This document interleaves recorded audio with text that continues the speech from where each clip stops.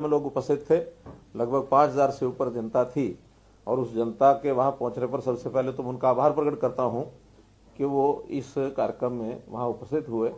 और खास करके जो कैमला गांव जहां पर ये रैली थी, पूरा गांव का गांव और सब किसान उसमें थे, तो वहां उपस्थित हुए थे। लेकिन जैसा कल तय हुआ था उसमें से उन लोगों ने उस वादे को उल्लंघन करके और कुछ लोग तो वहां रुके रहे जहां का तय हुआ था, लेकिन कुछ नौजवान उनके द्वारा चाहे उकसाए गए होंगे चाहे अपने आप आए होंगे, लेकिन उस वायदे का उन्होंने उल्लंघन किया, निभाया नहीं। हमारे नेता जो भी मंच पर पहुंचने थे सब पहुंचे हुए थे। केवल मुझे वहां हेलीकॉप्टर लेकर उतरना था, तो हेलीकॉप्टर पर वो पहुंच गए बड़ी संख्या में, जिसके कारण से मैंने भी समझा कि क्योंकि लॉ एंड ऑर्डर की स्थिति नहीं बिगड़नी चाहिए, इसलिए सुरक्षा को ध्यान में रखते हुए और मैंने अपना हेलीकॉप्टर जो है निर्देश दे करके उनको और करनाल में उतारा। तो इसलिए कुछ समय के बाद हमारे प्रदेश अध्यक्ष उनका भाषण हुआ, शिक्षा मंत्री उनका भाषण हुआ, वहाँ जो विधायक हैं उनका हुआ और जो नेता वहाँ पहुंचे थे सबके भाषण हुए। वास्तव में जो हमने किसान को बताना था वो सारा संदेश उन किसानों को चला गया। आखिर तो हमने अपने विषय बताने थे वो बता दिए गए, वो मैंने बताने थे या हमारे बाकी नेताओं ने बताने थे, उसमें कोई बहुत बड़ा अंतर नहीं था। लेकिन चूंकि गांव के ग्रामीण क्षेत्र के उन लोगों को एक अपेक्षा थी कि मुख्यमंत्री आज आएंगे और उस इलाके के लिए कुछ न कुछ विकास के कार्यों के नाते से घोषणाएं करेंगे, मुझे करनी भी थी। अब ये ठीक है कि वो घोषणाएं तो मैं यहाँ से भी कर सकता हूँ, वहां से भी कर सकता हूँ, कोई उसमें अंतर पड़ने वाला नहीं है। उस इलाके के विकास के काम के लिए लगभग 100 करोड़ रुपए की योजनाएं आज मुझे जो वहां बतानी थी वो निश्चित रूप से फिर किसी मौके पर उनको बता दी जाएगी।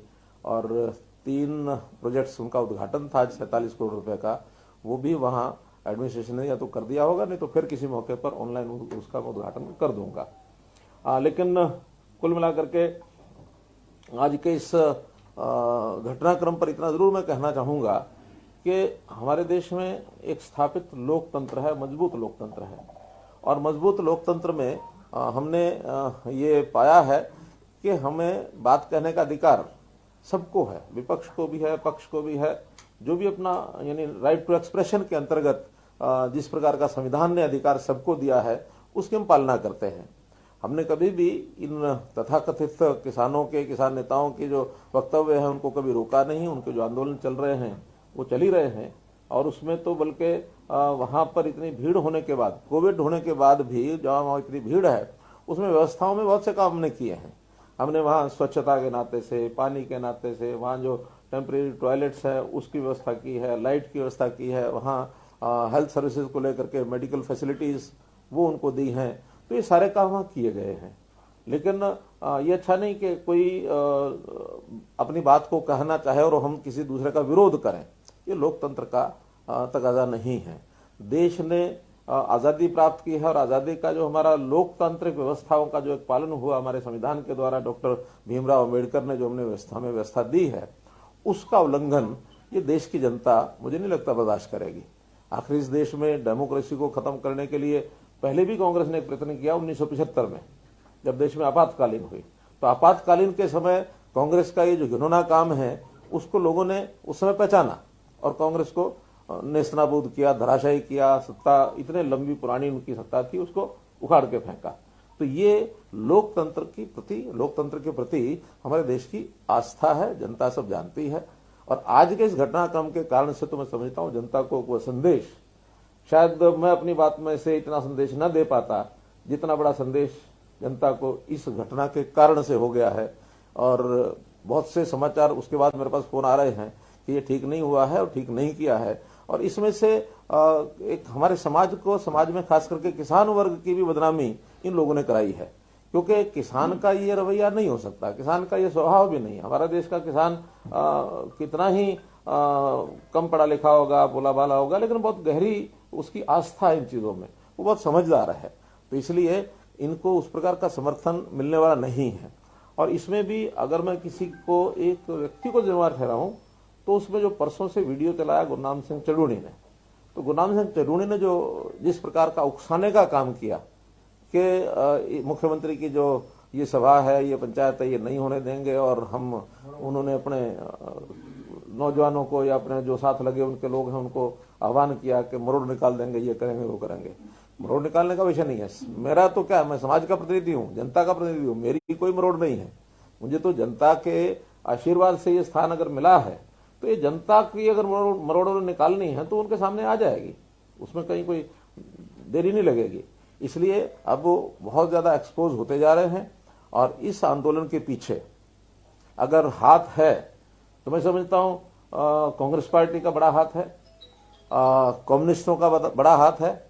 तो ये सारे लोगों को भी इस बात का ध्यान में आता है कि ये कोई तौर तरीका नहीं है, क्योंकि कांग्रेस के लगातार वक्तव्य इस प्रकार के आ रहे हैं, उकसाने के सबके सामने हैं। और जो नेता इनके जितने भी आंदोलन पर बैठे हैं और जो बातचीत में भी जाते हैं वो सब कम्युनिस्ट विचारधारा के हैं। वो कम्युनिज्म जिसका नेस्तनाबूद हो गए, बंगाल में हो गए, चाइना में हो गए, रूस में हो गए, आज ये पैर पसारने के लिए लगे हुए हैं कि इन आंदोलनों के माध्यम से हम यहाँ पैर जमा लेंगे, तो इनको भूल जाना चाहिए। तो इसलिए मित्रों, आज का ये जो घटनाक्रम है इसका मैं निंदा करता हूँ इसकी, और जिन्होंने आयोजन किया उनका मैं आभार प्रकट करता हूँ, चाहे वहां की जनता है, गांव की जनता है, उस इलाके की जनता है, चाहे वो कार्यकर्ता है, चाहे एडमिनिस्ट्रेशन है, मीडिया के लोगों ने भी बहुत सहयोग किया है। मीडिया ने सारी बात, चाहे प्रिंट मीडिया आज लिखेगा, चाहे इलेक्ट्रॉनिक मीडिया ने अभी तक दिखाया है, उनका सबका मैं आभार व्यक्त करता हूं। और मैं समझता हूं कि जनता को भी इसके बारे में जो जानकारी मिलेगी उसमें से निश्चित रूप से उनका एक रुख बनेगा। जहां तक किसानों के संबंध में है, ये सब बातें मैं पहले भी कह चुका हूं, दोहराने के लिए, क्योंकि आज जो कुछ मुझे वहां कहना था वो आपके माध्यम से वहां तो अवसर शायद नहीं मिला, क्योंकि स्वाभाविक है कि जब इस प्रकार की कोई दूसरी हाइपर की जो घटना हो जाए तो उसके नाते फिर ध्यान उधर चला जाता है। अल्टीमेटली आखिर किसान के लिए देश के प्रधानमंत्री ने क्या कुछ नहीं किया। देश के प्रधानमंत्री के ऊपर ये कोई भरोसा नहीं करेगा कि वो किसान के विरोधी हैं। कोई भी वर्ग समाज का ये भरोसा नहीं कर सकता, क्योंकि बहुत वर्षों के बाद देश में देश की व्यवस्थाओं को सुधारने में, दिशा देने में, गरीब समाज, मजदूर हो, किसान हो, छोटा दुकानदार हो, उन सब के हित में जितने काम अभी तक किए हैं, और जब काम नया कोई किया जाता है, नई व्यवस्था कोई बनाई जाती है, तो उसका विरोध कई बार होता ही है। प्रारंभ में विरोध होता है, बाद में लोगों को लगता है ये काम बात बहुत अच्छी है। अगर मैं उदाहरण देता हूं तो आखिर जब जीएसटी का विषय था कितना विरोध हुआ था।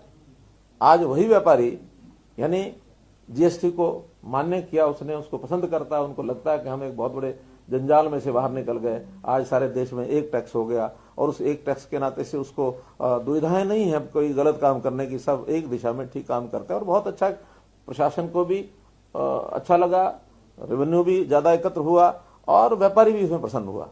मैं बहुत दूर नहीं तो 90s के विषय में आपको बताऊंगा कि 90s में जब इस देश में लिबरलाइजेशन का विषय चला, ग्लोबलाइजेशन, लिबरलाइजेशन के सारे ग्लोब से लिबरल होकर के हमको आगे कदम बढ़ाने चाहिए। और उस समय विरोध भी हुआ था। उस विरोध के समय कि भी हाँ, हम पता नहीं ये कंपनियां बाहर से आ जाएंगी, सारा देश दुनिया हमको लूट ले जाएगी, ये करेगा वो करेगा, वो जमाना था। उस जमाने के बाद आज 20-25 साल के बाद हम देखते हैं कि कितने ही लोग देश और देश से बाहर जाकर के दुनिया में अपना व्यापार कर रहे हैं, एंटरप्रेन्योरशिप कर रहे हैं, बाहर के लोग यहाँ आ रहे हैं। यानी दुनिया को जिसको कहना चाहिए एक बहुत निकटता एक दूसरे की बन गई। यानी ग्लोब इज ए विलेज, ऐसे जो वाक्य निकले, उन वाक्यों का सार्थक एक परिणाम निकला कि सारे देश दुनिया के लोग प्रगति कर रहे हैं, एक दूसरे साथ मिलकर कर रहे हैं। उस समय हमारा अगर ऑटोमोबाइल का देखें तो गाड़ियां जो होती थी वही, अगर वही जमाना चल रहा होता तो वही क्या एम्बेसडर और फिएट और वही स्कूटर जो है वेस्पा, लम्ब्रेटा, उसी पर चल रहे होते। आज जो है हम कितना आगे बढ़ गए हैं। यानी अगर उन गाड़ियों के मॉडल हम देखते हैं तो उसके अंदर एक से क्या क्या क्या है, वो क्योटा, क्रेटा, टोयोटा, किया, जीप, किस किस लेवल पर कहां कहां पहुंच गए हैं। तो ये सारी चीजों का लाभ एक उस प्रकार के माहौल के बाद बना है। तो ऐसे नई परिस्थितियां, नई जो व्यवस्थाएं बनती हैं उसका विरोध हुआ करता, हमको मालूम है। लेकिन उसके पीछे की यदि भावना ठीक है, उद्देश्य ठीक है, तो वो हमेशा जनहित में होता है, ऐसा हमारा विश्वास है। जहां तक इन 3 कानूनों का विषय है, तीनों कानून जनहित में है। और मेरा दूसरा कहना है कि जब भी कोई नई चीज आती है तो उसका उपयोग करने के बाद ही पता लगता है कि वो ठीक है या गलत है। मैं कहता हूं 1 साल अगर हम उपयोग करने के बाद देखते, मेरे जैसा व्यक्ति भी ये कहता है अगर 1 साल के बाद हमें लगेगा इसमें ये चीजें कमियां हैं तो हम ही जाकर के सब लोगों के साथ मिलकर के प्रधानमंत्री जी कहते हैं कि इसके अंदर न्यूनता है, कमी है, इसको ठीक करना चाहिए। हालांकि आज भी बहुत से जब शुरू में विषय निकाले गए कि इसके अंदर इन प्रावधानों के अंदर बदल करना चाहिए, तो बदल करने के लिए आज भी सरकार तैयार है। लेकिन जो एक रट लगाई कि मैं ना मानू, मुझे तो चाहिए ना, क्या ना, तीनों कानून वापस लो। अब ये कोई जिद से ये प्रकार चीजें नहीं चला करती हैं। इसलिए 1 साल भर हम उसका उपयोग करें और कोई गलत बात लगती है तो उसको हम छोड़ देंगे। और छोड़ने को आज भी बंधे हुए नहीं है। आज भी ये तीनों जो कानून हैं, ये कोई ऐसा नहीं है कि अनिवार्यता है किसान के लिए, अनिवार्यता नहीं है। मंडियां हैं, जहां तक मंडी का विषय है, सरकारी मंडियां आज भी हैं, आगे भी रहेंगी। उसके अंदर एमएसपी आज भी है, आगे भी रहेगा। एक रास्ता अल्टरनेटिव दिया गया है कि अगर प्राइवेट भी कोई मंडी आके खुलती है, उसमें यदि किसी को लाभ लगता है तो जाके बेचेगा, नो कंपल्शन। तो एक अल्टरनेटिव रास्ता दिया है, उसमें एमएसपी से ऊपर अगर मंडी में जाके कोई खरीदेगा तो उसको किसान को बेचने में कोई आपत्ति नहीं होगी, बल्कि उसको लाभ ही होगा। पहले ये नहीं था।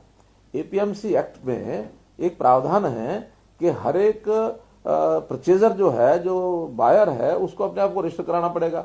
मंडी से बाहर ना कोई बेच सकता, ना कोई खरीद सकता है। एमएसपी जो है मिनिमम सपोर्ट प्राइस नहीं, बल्कि मैक्सिमम, जिसको कहना चाहिए मैक्सिमम सेलिंग प्राइस, ऐसी उभर गई। हर किसी को लगता है ये एमएसपी है, इसके ऊपर नीचे तो करना नहीं, इसी पर खरीदना है, मामला खत्म। आज किसान को एक अल्टरनेटिव मिला। इसी प्रकार कंट्रैक्ट का जो नियम है, कंट्रैक्ट की खेती, कंट्रैक्ट की खेती किसी न किसी रूप में पहले भी तो चलती थी। आखिर 2 व्यक्ति मिलकर के, एक के पास जमीन होती थी, दूसरा उसको बुआई करता था। जमीन वाला इतना समय नहीं था या उसके पास साधन नहीं थे, या वो और कोई काम करता था अपनी खेती, वो जब नहीं करता था तो दूसरे को बटाई पर देता था। बटाई के नियम अलग अलग होते थे, कभी आधी आधी की बटाई होती थी, कभी 5वें हिस्से की बटाई होती थी, उन सब नियम अलग अलग हैं। और कभी ठेके के ऊपर होती थी, पैसा ले लिया और जो बुआई करने वाला उसी का नफा घाटा उसी का होगा। तो जो प्रकार पहले चलते थे, आज थोड़ा बड़े स्वरूप में दे दिए। उसमें इतना ही तो कहा कि अगर आप चाहें तो किसी कॉर्पोरेट घराने को भी अगर कोई आता है, वो अगर कॉन्ट्रैक्ट पे करना चाहता हो तो उसके साथ कर सकते हो, करना जरूरी नहीं है। कोई किसान उसकी मर्जी हो तो करेगा, नहीं तो नहीं करेगा। इसके लिए किसी प्रकार का कोई बंधन या जबरदस्ती या अनिवार्यता ये बिल्कुल कहीं नहीं है। तीसरा, भंडारण का विषय। भंडारण में क्यों अनिवार्य है? इसलिए है कि भंडारण के बिना हमारी जितने भी फल, सब्जियां और अन्न है, प्रधानमंत्री जी ने स्वयं हमको जो आह्वान किया, बताया कि 1 लाख करोड़ रुपए की फसल, फल, सब्जी ये साल में खराब हो जाती है लगभग। अगर हम हरियाणा की बात करें तो उसमें अगर क्योंकि 3-4%, 5% तो हमारा योगदान होगा ही, तो 5% का मतलब है कि 5,000 करोड़ रुपया यहां भी जाता होगा, 3-4,000 करोड़ रुपया यहां भी जाता होगा। कितने फल सब्जियां खराब हो जाते हैं, गोदाम में पड़ा पड़ा अन्न सड़ जाता है। कुछ लोगों का उसमें इंटरेस्ट भी होता है कि सड़ जाए तो ठीक, उसके बाद हम इसको खरीदेंगे। तो ये सारी चीजें ठीक हों, किसान को भी कोई वेयर हाउसिंग बनाने के लिए, कोल्ड स्टोरेज बनाने के लिए, कोई भी व्यक्ति, न्यू एंटरप्रेन्योर, स्टार्टअप, किसान या कोई व्यापारी इन व्यवस्थाओं में आकर के काम करेगा तो सहयोग मिलेगा सरकार को। सारी व्यवस्थाएं सरकार के ऊपर छोड़ना संभव भी नहीं है, हो भी नहीं सकती हैं। सरकार आखिर कितना करेगी? और सरकार के काम भी ये नहीं है। व्यापार करना सरकार का काम नहीं है। सरकार का काम व्यवस्थाओं को ठीक करना है। हाँ, जब कभी टकराव, इन चीजों में इंटरेस्ट में जब टकराव होता है, प्रतियोगिता होती है, तो उसमें कहीं ना कहीं इस प्रकार के विषय भी होते हैं कि कोई एक मानो व्यक्ति लाभ कमाता है तो कई बार दूसरे की कॉस्ट पर कमाता है, दूसरे को हानि होने लग जाती है। तो कोई किसी की कॉस्ट पर काम न करे, संतुलन बैठाना ये सरकार का काम होता है। सरकार उसमें नियम पॉलिसीज बनाती है। तो इसलिए मित्रों, ये जो चीजें हैं, भंडारण की हो, चाहे कॉन्ट्रैक्ट खेती हो, चाहे मार्केटिंग की बात हो, ये सब किसान के हित में बनाई गई है। लेकिन सभी ऑप्शनल हैं, कोई भी कंपलसरी ऐसा विषय नहीं है कि किसान को इसके ऊपर जाना ही जाना है। किसान को जिस दिन लाभ लगने लगेगा उस दिन वहां जाएगा। लेकिन हम तो और भी किसान के हित में कितनी बातें और कर रहे हैं। आखिर किसान का जो समस्याएं हैं, सबसे बड़ी समस्या उसकी जमीन का जो रेवेन्यू रिकॉर्ड है, वही इतने फंसे हुए हैं कि उसमें इतनी लिटिगेशन, झगड़े। हम उस पर डिजिटलाइजेशन कर रहे हैं, उसको डिजिटलाइजेशन के माध्यम से उसको दुरुस्त कर रहे हैं ताकि उनके आपसी झगड़े पिछले खत्म हो, आगे झगड़े ना हो। कितनी जमीन खराब है और जमीन की सीमा है हमारे यहाँ 70,000 72,000 एकड़, 70-72 लाख एकड़, ये हमारी एग्रीकल्चर लैंड है। तो उसमें से भी 8-10 लाख एकड़ खराब जमीन है, सलाइन है, एल्कलाइन है।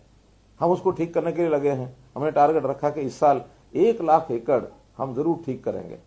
तो उस 1 लाख एकड़ के लिए किसानों को आह्वान भी करेंगे। उसके साथ कुछ थोड़ा बहुत उसका भी इंटरेस्ट जागना चाहिए कि मैं जमीन ठीक कराऊंगा तो मेरी जमीन का लाभ मुझे ही होगा। तो पहले 1 लाख में कौन आगे आता है उसका हिसाब करेंगे। इसी प्रकार से कौन क्या फसल बोए, क्रॉप का यानी उसका जो टोटल क्रॉप कितनी हो, इसके टारगेट्स हमारी आवश्यकता के हिसाब से वो हम रखने के लिए योजना बना रहे हैं। किस किसान यानी किसान को कौन सी फसल बोने में लाभ ज्यादा है। आखिर तो किसान भी इनकम के लिए काम करता है ना, तो इनकम ज्यादा किस में हो सकती है, एक जैसे इनकम में तो सब में तो नहीं होती। तो आज हमारी आवश्यकता किस चीज की है, हमारी आवश्यकता सब्जियों की है, फल की है, मसालों की है। आज हमारी आवश्यकता यानी गेहूं की और धान की उतनी नहीं है। देश को भी जितना पैदा होता है उससे सरप्लस है। हमें रिक्वायरमेंट जो फूड सिक्योरिटी की रिक्वायरमेंट है इस साल का और 1 साल का और 2 साल का फूड ग्रेन हमारे स्टॉक में रहना चाहिए। आज 5 साल का फूड ग्रेन हमारे स्टॉक में है, इसका मतलब 3 साल और आगे तक भी रखा हुआ है। तो अगर उसको हम थोड़ा कम करेंगे, एक इक्विलिब्रियम जो है, संतुलन जो है बैठाना पड़ेगा। बाकी चीजों का आवश्यकता उसमें हम करेंगे। बहुत चीजें ऐसी जो इंपोर्ट करते हैं विदेश से। अब एक फल है मानो अंजीर, अंजीर हमारे देश में नहीं होता, हो सकता है। अभी मैंने साइंटिस्ट से पूछा, मैंने कहा अंजीर क्यों नहीं होता भाई, उन्होंने जी हो सकता है। मैंने कहा हो सकता तो करो इस बार हरियाणा में, ज्यादा नहीं तो 150 एकड़ की खेती शुरू करो, बाद में देखेंगे और ज्यादा। अभी तो सारा पश्चिमी देशों से वहीं से आता है सब। तो इसलिए और बहुत सी चीजें हैं, खजूर है बाहर से आता है, कई फल ऐसे हैं, कई सब्जियां ऐसी हैं जो हमारे यहाँ नहीं होती हैं। तो उन चीजों की खेती करके हम उन चीजों को आगे बढ़ा सकते हैं।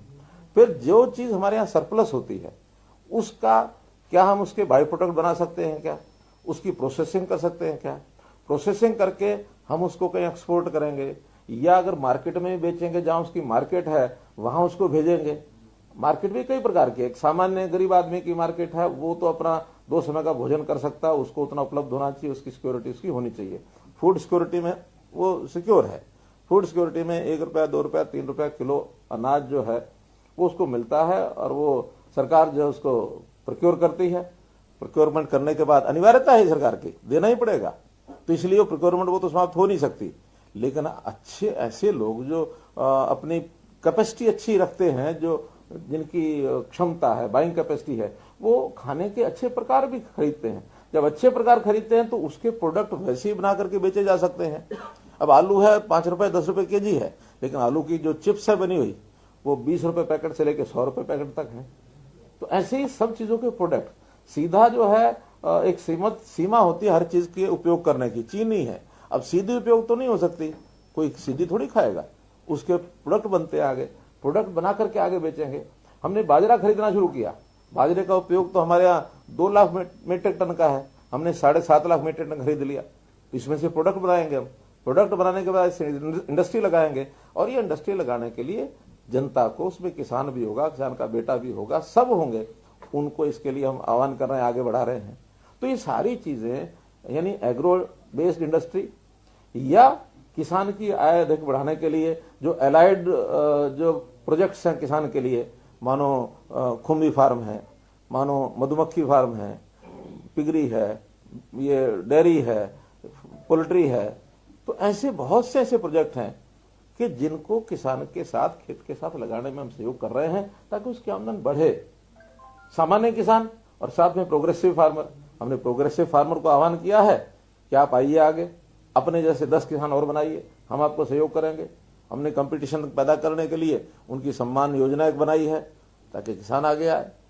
पानी की आवश्यकता के लिए हम कर रहे हैं, लखवार डैम है, रेणुका डैम है, किसाऊ डैम है, इसके ऊपर हम काम कर रहे हैं। एस्वाइल का लड़ाई चलेगी, चलती रहेगी, कब सफलता मिले कब ना मिले, लेकिन जो कुछ नए प्रोजेक्ट्स हैं वो भी तुम कर सकते हैं। फिर जितना पानी है उसके लिए हम मानो माइक्रो इरिगेशन के प्रोजेक्ट, ताकि कम पानी में ज्यादा सिंचाई हो जाए। हर खेत को पानी पहुंचाने का काम ये हमने शुरू कर दिया, उसका रजिस्ट्रेशन अब शुरू हो जाएगा। 4 जिले छांटे, इन चारों जिलों में आने वाले साल भर के बाद कोई 1 एकड़ भी नहीं बचेगा सिंचाई के लिए जो रह गया हो। उसके लिए उस प्रकार के बड़े प्रोजेक्ट बनाएंगे, पीपीपी प्रोजेक्ट बनाएंगे, सोसाइटीज बनाएंगे, सरकार मदद करेगी। 85% हम उसमें सब्सिडी दे रहे हैं। तो ऐसे कितने ही काम हमारे एजेंडे में हैं। किसान की फसल ठीक से बिक जाए, उसका ठीक से रिकॉर्ड ठीक बन जाए, मेरी फसल मेरा ब्यौरा, ये हमने शुरू किया। आज हर किसान को जिस दिन उसकी बारी आती है उसको SMS पहुंच जाता है, कल तुमने फसल लेके आनी है। नहीं तो हमने देखा मंडी में 4-4 दिन 5-5 दिन ट्रॉली लेके जाते थे, किसानों को मंडी में सोना पड़ता था। अब किसान को मंडी में सोने की आवश्यकता नहीं है। पेमेंट पहले आड़ती के थ्रू आती थी, इस बार 52% ऐसे किसान हैं जिनको सीधी उनके अकाउंट में पेमेंट गई है। सिर्फ 48% ने जिन्होंने कहा कि हमारी पेमेंट आड़ती के थ्रू दे दो, उनको आड़ती के थ्रू दे दी, कोई समस्या नहीं आई। पहली बार किसानों के खाते में सीधा लाखों रुपया गया है। किसान की इनकम कैसे बढ़े, हमारा ध्यान इधर है। किसान अपना काम चलाने के लिए लोन लेता है, ब्याज के उसमें कर्जे में दबा रहता है, और इतना दबाव होता है उसको पता ही नहीं लगता कि मेरी इनकम गई कहां। और फिर वो कर्जा जो है बरकरार रहता है। फिर नारे लगते हैं, पॉलिटिकल पार्टियां नारे लगाती हैं, क्या कर्जा माफ करो, कर्जा माफ करो। और सरकारें जो करती हैं माफ कभी कर नहीं पाती हैं। कांग्रेस के चुनाव में उन्होंने राजस्थान में, मध्य प्रदेश में, दोनों जगह कहा कि हम कर्जा माफ कर रहे हैं। आज हिसाब उठा के देख लो, नहीं कर पाए। हमने हालांकि आने के बाद 3.5 लाख किसानों का ब्याज और पेनल्टीज वो माफ की, 1000 करोड़ रुपए से ऊपर ये हमने माफ किया। क्योंकि अगर ब्याज कर और वो तो छोड़ सकते हैं हम, लेकिन अगर उसका जो मूलधन है वो छोड़ा है तो जो एजेंसियां हैं फाइनेंस करने वाली, बैंक हैं, वो डूब जाएंगे या सरकार से भरना पड़ेगा। तो हम क्यों ना ऐसे प्रयत्न करें कि कर्जे की बजाय उसकी इनकम बढ़े। आखिर तो ताकतवर किसान बनेगा अपनी इनकम से, कर्जे से और कर्जे माफी से नहीं। तो उसकी इनकम बढ़ाने के हम लगातार प्रयत्न कर रहे हैं। यही प्रधानमंत्री हैं जिन्होंने किसान की आय डबल हो इसकी घोषणा की, उस पर काम कर रहे हैं। यही प्रधानमंत्री हैं जिन्होंने 6000 रुपया सीधा हर किसान के खाते में हर साल डालेंगे 3 किस्तों में, वो डाल रहे हैं। हमने भी 4 लाख गरीब परिवारों को मुख्यमंत्री परिवार समृद्धि योजना के अंतर्गत 4000 रुपया दिया है साल का। चाहे वो कोविड के दिनों में ही हमने दिया, उस योजना को हम आगे बढ़ाएंगे। बहुत ऐसे विषय हैं जिसको हम कर रहे हैं। अब परिवार पहचान पत्र का काम हमारा पूरा होते ही 31 मार्च को हम 1 लाख परिवारों की आमदन कैसे वो 1 लाख से ऊपर हो जाए। अब पता नहीं कितने निकलते हैं 1 लाख, जो लोवेस्ट इनकम के परिवार कितने और किस सीमा तक निकलेंगे, वो एक आंकड़ा आएगा। हो सकता है बहुत कम निकले, तो फिर 1 लाख से ऊपर भी बढ़ सकते हैं। किसान को कम से कम, हर एक किसान को कम से कम 1 लाख की आय जरूर हो जाए। छोटा भी किसान है, 1 एकड़ का, आधे एकड़ का, उसको अन्य रोजगार क्या कराया जाए, इस पर हमारी प्लानिंग बन रही है। तो हम लोग लगातार गरीब, किसान, मजदूर दिन रात काम करते हैं। लेकिन ये जो सारा सिलसिला चल पड़ा है भ्रमाने का, किसान को भ्रम में डालने का। अब किसान विरोधी, ये ठीक है, मैं उनको भी किसान विरोधी नहीं कह सकता। किसान के हम भी समर्थक हैं, वो लोग भी जो तथाकथित ऐसे किसान नेता वो भी समर्थक हैं। हम भी चाहते हैं उनकी आय बढ़े, वो भी चाहते होंगे आय बढ़े।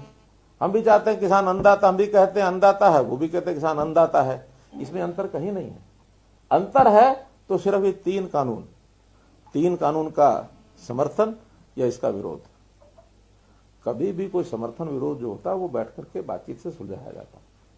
तो बातचीत के ऊपर सुलझाने के लिए अगर वो आगे आते हैं, किसी को कोई आपत्ति नहीं है।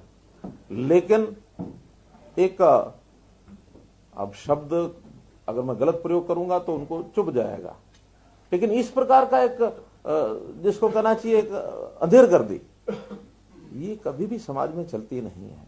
कोई समाज स्वीकार नहीं करेगा। तो आज तो मैं फिर एक दोबारा से निवेदन करूंगा कि इस प्रकार की हरकतों को छोड़ देना चाहिए। लोकतंत्र में सबको पूरा अधिकार है, सबको अपनी बात कहनी चाहिए, किसी का भी कोई मूछ ऊंची नीची नहीं होती है। जब हम सब कर रहे हैं उनको भी इस प्रकार से करना चाहिए। और कुल मिलाकर मैं जो विपक्षी दल हैं, चाहे वो कांग्रेसी हैं, चाहे वो कम्युनिस्ट पार्टी के लोग हैं, ये लाल झंडे वाले जो लोग हैं, ये गलतफहमी न रहे। लोकतंत्र में विश्वास ये पैदा करें, वरना लोग जो है इनको सबक सिखा देंगे, ऐसा मेरा मानना है। मुझे आज के इस कार्यक्रम में जितनी बात ध्यान में थी आपको कही है, और मैं फिर कहता हूं कि आज के इस कार्यक्रम का जो संदेश जाना चाहिए था, मुझे लगता है मेरी बात वहां करने की बजाय शायद अब ज्यादा ही गया है। आज के इस समय की मेरी बातचीत को जितना लोगों ने रिसीव किया होगा शायद उस समय ना करते।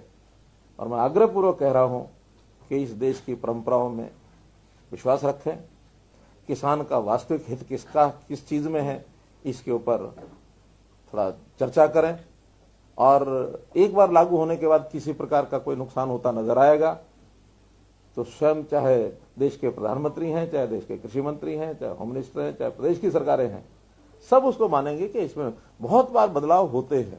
संविधान हमारा बना 1952 में 51 में, उसके बाद उसमें 100 से ज्यादा अमेंडमेंट हो चुके हैं। कितनी पॉलिसीज हमारी बदलती हैं। कभी एपीएमसी एक्ट किसान के हित में बताया गया था 80s में, लेकिन वही एपीएमसी एक्ट में संशोधन सब तरफ से आया है कि संशोधन करना चाहिए। हम भी कहते हैं, वो भी कहते हैं, कांग्रेस ने भी कहा है। और इन तीन कानूनों का प्रस्ताव अगर रखा गया तो ये कांग्रेस के टाइम पर रखा गया है। कांग्रेस क्योंकि कभी भी जो चीज को आगे बढ़ाना चाहती है तो उसमें हिम्मत नहीं होती आगे करने की, क्योंकि कांग्रेस के बारे में पहले जैसे कह चुका हूं कि कांग्रेस एक यथास्थितिवादी पार्टी है। कभी भी कुछ नया करने में उन्हें हिम्मत नहीं होती, डर लगता है उनको। और फिर जब डर लगता है, बाद में जब काम हो जाता है तो उनको एक और खतरा महसूस हो जाता है, हम तो नहीं कर पाए, ये कैसे कर गए। फिर उसके लिए समाज के वर्गों को, भिन्न भिन्न वर्गों को उसमें भय पैदा करना, और ये भय पैदा करके इस प्रकार का वातावरण बनाना, ये सब उनका बहुत समय से पहले से ही ऐसा वातावरण रहा है।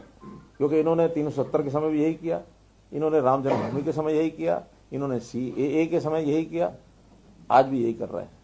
तो इसलिए न करें, क्योंकि इस लोकतंत्र में आस्था हमको तो रखनी है, उनको भी रखनी ही होगी। नहीं रखेंगे तो जनता उखाड़ के फेंक देगी। मुझे इतना लगता है। सीएम साहब आगे भी प्लान की जाएगी क्या? और आगे आज जो पंचायत प्लान हुई वो आगे जारी रखी जाएगी? हमारी पार्टी के लोग इस पर निर्णय करेंगे। सीएम साहब, किसान लगातार ही कह रहे हैं कि जब भी हम पहले दिल्ली की ओर गए तब भी हम पर वाटर कैनल और टीयर गैस का इस्तेमाल किया गया, आज भी टीयर गैस और वाटर कैनल का इस्तेमाल किया गया। मुख्यमंत्री ऐसा लग रहा है कि किसान विरोधी। नहीं तो आपको क्या लगता है कि ऐसी छूट कुछ भी दे दी जाए, कुछ भी करें? हम यहाँ बैठे अपना ये प्रेस कॉन्फ्रेंस कर रहे हैं और बाहर कोई 100-200 लोग आ जाए, हम तो आपको प्रेस कॉन्फ्रेंस को डिस्टर्ब करेंगे। हम तो शांतिपूर्वक जा भी रहे थे और शांति इंटेलिजेंस फेलियर है। नहीं, कोई फेलियर नहीं है, कोई फेलियर नहीं है। 2 दिन पहले से पता लग गया था, उनसे बैठ के बातचीत हुई थी, और बातचीत होने के बाद वहां फोर्स भी थी। आखिर उस फोर्स नहीं तो उनके ऊपर, लेकिन एक विश्वास होता है, जो विश्वास किया गया तो विश्वासघात कोई करेगा तो उसके साथ कुछ तो करना पड़ेगा। तो आप मानते हैं कि सरकार किसानों को समझा पाने में असफल नहीं? कोई असफल नहीं है। समझ ही नहीं पा रहे हैं। अरे मैं करूं, कोई असफल नहीं है। हमने अपनी बात समझा दी ना, और इतनी घटना के बाद तो ज्यादा अच्छे प्रकार से समझा दी।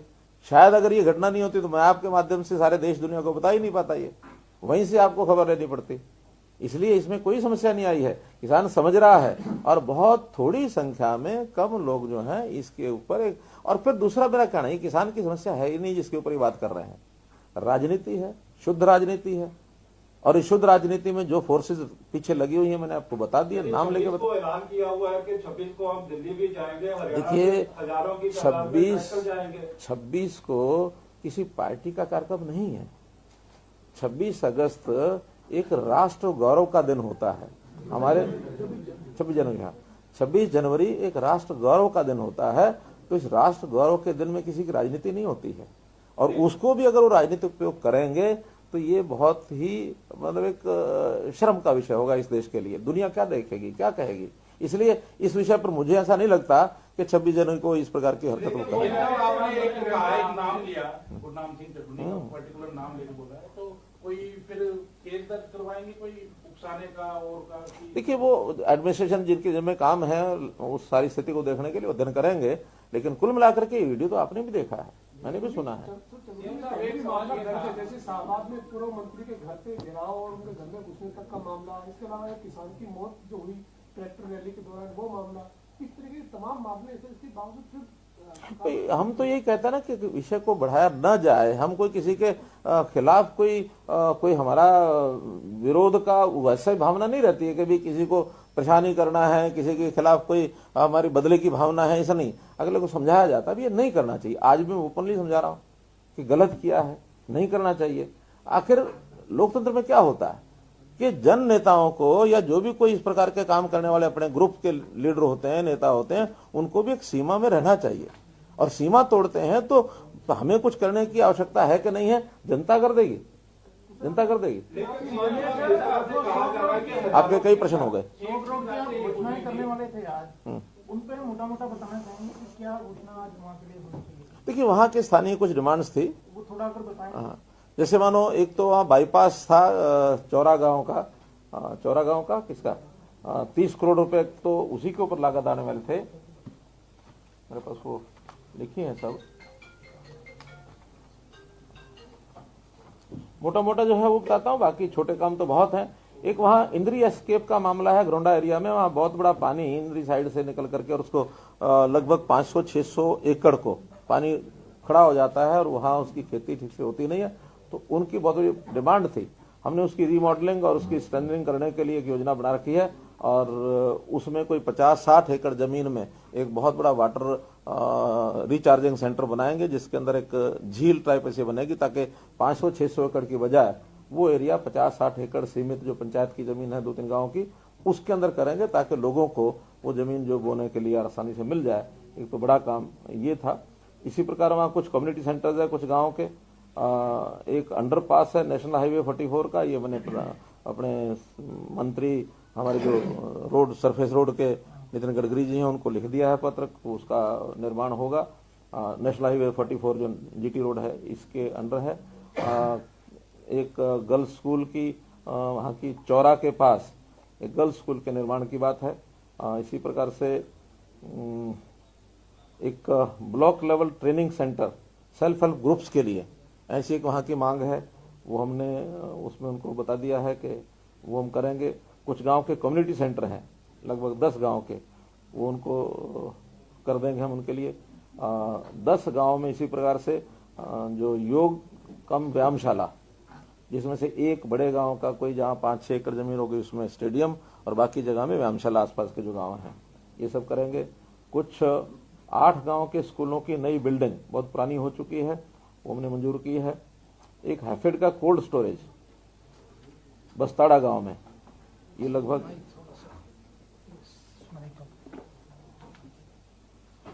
बस्ताड़ा गांव का एक हैफेड का कोल्ड स्टोरेज लगभग 3 करोड़ रुपए की लागत का ये बनेगा।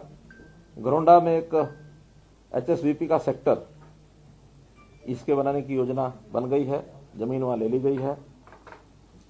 चौड़ा गांव का जैसे मैंने बाईपास बताया 30 करोड़ रुपए का खर्च उसका आएगा। इंद्री एस्केप के ऊपर एक पुल बनेगा इरिगेशन डिपार्टमेंट का। कुछ वेटरनरी बिल्डिंग्स हैं, वेटरनरी जो हॉस्पिटल्स और उनकी जो डिस्पेंसरीज हैं उसमें 5 जगह पर उनकी बिल्डिंग्स की रेनोवेशन होगा।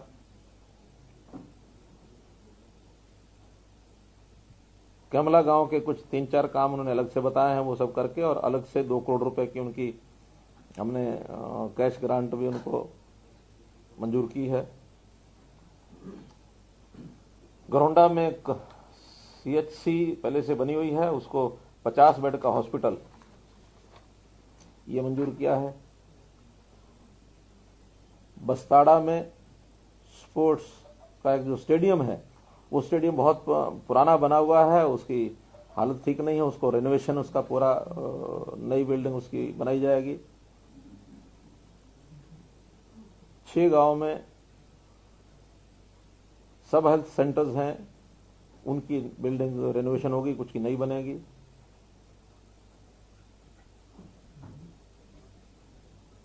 कुछ रोड्स हैं छोटी बड़ी,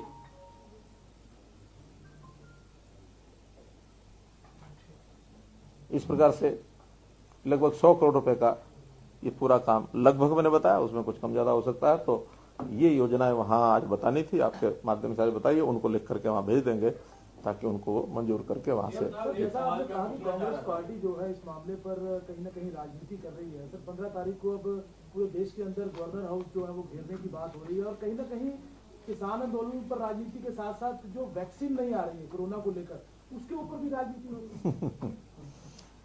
इसमें हंसने के अलावा और कोई बात नहीं है। बस कोविड का ये वर्ष न केवल अपना प्रदेश देश बल्कि दुनिया का, और उसमें भी एक मानवता के अगेंस्ट एक प्रकार की एक संकट आया है।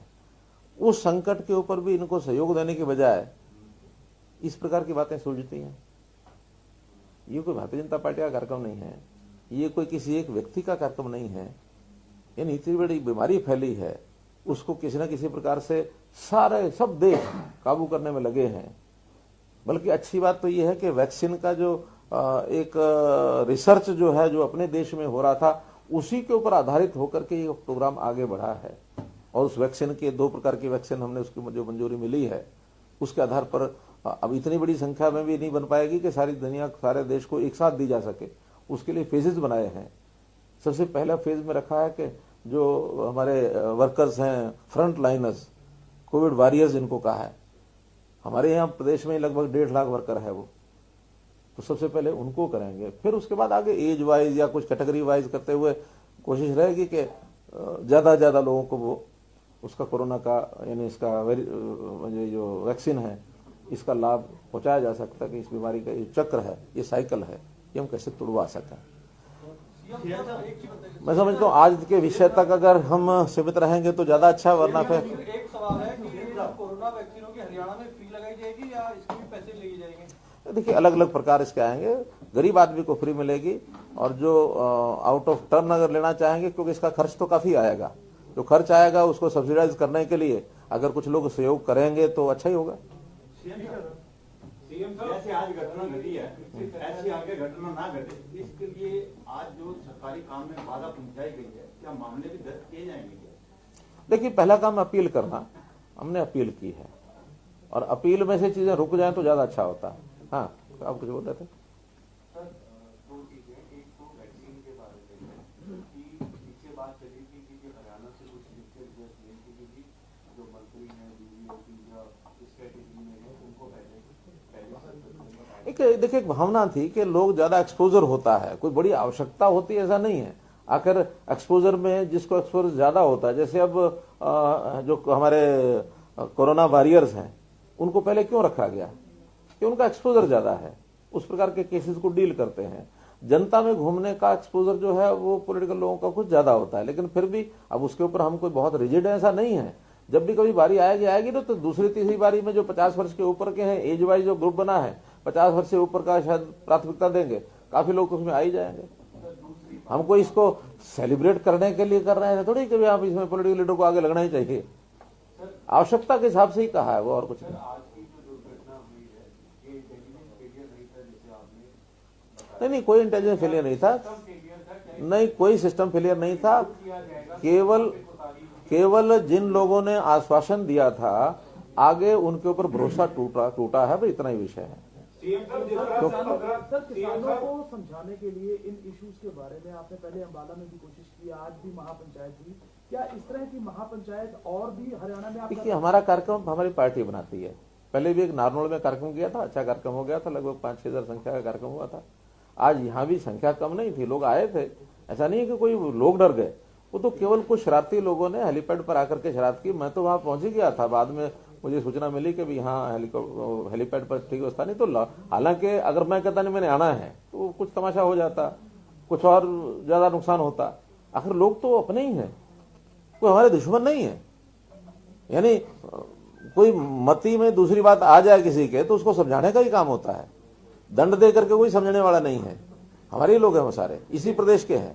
सीएम साहब, जिस तरह से मंत्रियों की बातचीत चल रही है, केंद्रीय मंत्रियों की भी चल रही है, और बातचीत का कोई ना कोई चलो नतीजा तो निकलेगा ही निकलेगा।